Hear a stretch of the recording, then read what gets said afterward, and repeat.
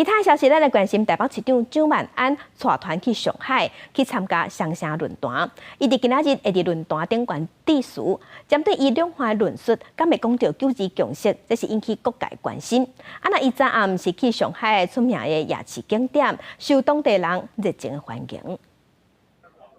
向来西归民众的手，索落去比出一个大爱心。台北市长蒋万安带团到上海参加双城论坛，离国汉去永丰周边的夜市啊，受到民众热烈的欢迎。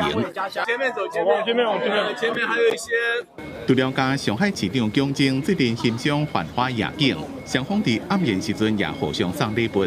两岸的同胞呢，同宗同源，血浓于水，和平发展、交流合作。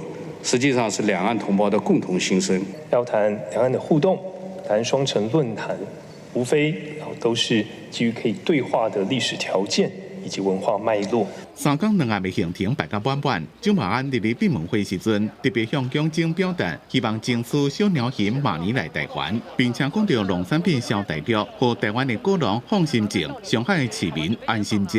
蒋万安人伫上海，强军也是继续了台。在大环境越困难的时候，在两岸关系越紧张的时候，越需要交流、沟通以及对话。